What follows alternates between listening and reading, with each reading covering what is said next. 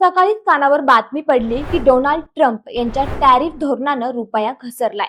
जागतिक बाजारपेठेवर सुद्धा याचा मोठा परिणाम होतोय. पण टॅरिफ म्हणजे नक्की काय असतं? चीन बरोबरच्या शेवटच्या व्यापार युद्धाचा अमेरिका आणि चीनवर काय परिणाम झाला होता आणि आत्ताची परिस्थिती काय आहे? तसेच व्यापार युद्धाचा काय परिणाम होऊ शकतो, हे जाणून घेऊया आजच्या लेट्स अप विषय सोपाच्या माध्यमातून.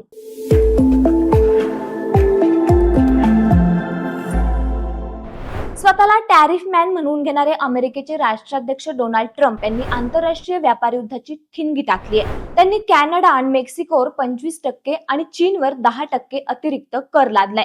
गेल्या वर्षी ट्रम्प यांनी विविध देशांवर मोठ्या प्रमाणावर शुल्क लादण्याबाबत वक्तव्य केलं होतं. या टॅरिफ युद्धामुळे जागतिक अर्थव्यवस्थेला हानी पोहोचू शकते असं मत अनेक तज्ज्ञांनी व्यक्त केलंय. त्याचबरोबर इतर देशांवर शुल्क लादल्यास अमेरिका मजबूत होईल असा विश्वास ट्रम्प यांनी व्यक्त केला. पण खरंच असं होईल का, हा प्रश्न अनुत्तरितच राहतो. आता पाहूयात टॅरिफचा इतिहास नेमका काय.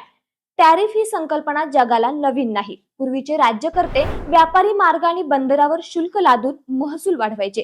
तेव्हा राज्याचं उत्पन्न वाढवणं हा या कराचा मुख्य उद्देश होता. मात्र 16व्या शतकात पोर्तुगाल, नेदरलँड्स आणि ब्रिटन यासारख्या युरोपीय देशांमध्ये भारतीय मसाल्यांचा मोठ्या प्रमाणावर व्यापार होत होता.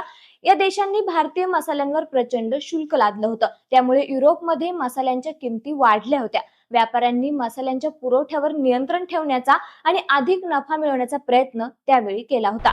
मात्र टॅरिफ युद्ध म्हणजे नेमकं काय, पाहूयात. टॅरिफ युद्ध म्हणजे देशांमधील आर्थिक संघर्ष. या टॅरिफ युद्धाचा परिणाम म्हणजे जागतिक पुरवठा साखळी विस्कळीत होणं, खर्च वाढणं, आर्थिक वाढ मंद होणं, व्यापार आणि गुंतवणुकीला अडथळा निर्माण होणं. दुसऱ्या देशातील व्यापारी जेव्हा आपला माल एखाद्या देशात विकतात तेव्हा त्या मालावर एक प्रकारचा कर लावला जातो, ज्याला टॅरिफ किंवा कस्टम ड्युटी म्हटलं जातं.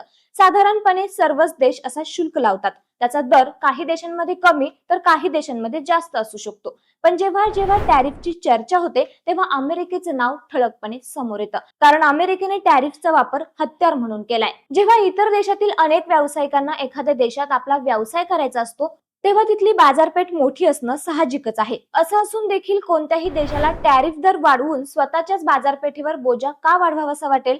तर बाह्य कंपन्यांच्या स्पर्धेपासून देशांतर्गत उत्पादनाचं संरक्षण करण्यासाठी कर उपयुक्त आहेत. उदाहरणार्थ समजा कपड्यांची निर्मिती करणाऱ्या एका चीनी कंपनीला तिचे कपडे अमेरिकेत विकायचे आहेत. पण त्याचबरोबर अमेरिकेत देखील अनेक कपड्यांच्या कंपन्या आहेत ज्या कपडे बनवतात आणि विकतात देखील. अशा परिस्थितीत एखाद्या चीनी कंपनीनं अमेरिकेत तिथल्या कंपन्यांपेक्षा स्वस्तात कपडे विकायला सुरुवात केली तर काय होईल? फक्त तिथल्या कंपन्यांचंच नुकसान नाही होणार, तर सरकारच्या महसुलावर देखील याचा परिणाम होतो. त्यामुळे टॅरिफ किंवा कस्टम ड्युटी सारखे दर लागू केल्याने सरकारला थेट महसूल मिळतो आणि दुसरं म्हणजे दरवाढीमुळे आयात केलेले कपडे महाग होतात. त्यामुळे देशांतर्गत कंपन्यांना वाटतं की त्यांच्यासाठी स्पर्धा कमी झाली आहे. आता पाहूया टॅरिफ नेमकं कोण भरतं. टॅरिफ गोळा करण्याची जबाबदारी त्या अमेरिकन कंपन्यांवर असते ज्या चीनी कंपन्यांसोबत व्यवसाय करतात. हा पैसा अमेरिकन कंपन्यांच्या माध्यमातून सरकारी तिजोरीत पोहोचतो. आयात केलेल्या वस्तूंच्या किमती वाढवून ही व्यवस्था केली जाते. याचा अर्थ दर आकारणीचा बोजा शेवटी देशातील जनतेवरच पडतो.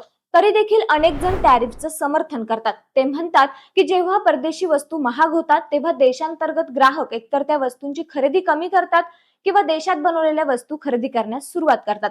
मात्र यामुळे व्यवसायाचा प्रवाह ठप्प होतो. दोन्ही देशांमधील व्यापार कमी होऊ लागतो. त्यामुळेच अनेक अर्थतज्ञ टॅरिफला सरकारसाठी कमाईचा अकार्यक्षम प्रकार म्हणतात. आता पाहूयात अमेरिका आणि चीन मधील व्यापार युद्ध नेमकं काय. 2018 मध्ये अमेरिका आणि चीनमध्ये व्यापार युद्ध झालं होतं. 2018 पूर्वी अमेरिका जगभरातील बाजारपेठांना जोडण्यावर विश्वास ठेवत होती. पण स्वतःला टॅरिफ मॅन म्हणणाऱ्या डोनाल्ड ट्रम्प यांनी हे धोरण बदललं. 2017 मध्ये अमेरिकेने चीनवर 3.1% शुल्क आकारलं होतं. ट्रम्पने ते शुल्क थेट 21% केलं होतं.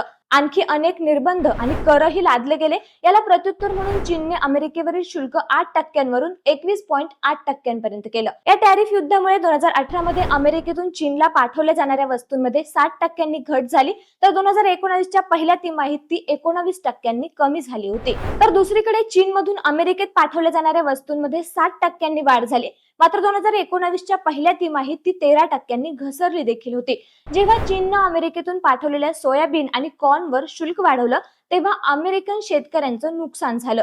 चीननं लादलेल्या टॅरिफ मधून आलेला 92% पैसा या शेतकऱ्यांवर खर्च झाला. या दरवाढीमुळे अमेरिकेचा आयात महसूलही वाढायला हवा होता. पण तो 10 अब्ज डॉलर्सनी घसरला. तर ट्रम्प सरकारच्या निर्णयानंतर मेक्सिको, कॅनडा आणि चीननं देखील यावर प्रतिक्रिया दिली.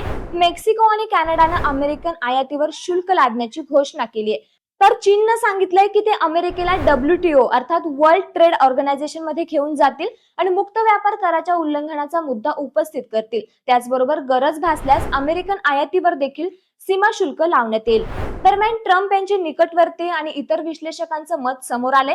ते म्हणतात की अमेरिकेनं इतर देशांना त्यांच्या अटी मान्य कराव्या यासाठी शुल्क वाढीच्या धमक्या दिल्या जात आहेत, पण प्रत्यक्षात असं काहीही घडणार नाही. आता ट्रम्प यांनी 3 देशांवर शुल्क लादलं आहे, दोघांनाही प्रत्युत्तर दिलंय, तर युरोपीय देशही प्रत्युत्तराच्या कारवाईबाबत बोलत आहेत. अशा स्थितीत जागतिक पातळीवर व्यापार युद्ध सुरू होण्याची भीती व्यक्त केली जाते. तर मंडळी, डोनाल्ड ट्रम्प यांच्या सरकारचं टॅरिफ बद्दलचं हे धोरण नेमकं तुम्हाला कसं वाटतं, यावर तुमचं मत काय हे आम्हाला कमेंट करून नक्की कळवा आणि असेच नवनवीन माहितीपूर्ण व्हिडिओ पाहण्यासाठी लेट्सअप मराठीला नक्की फॉलो करा.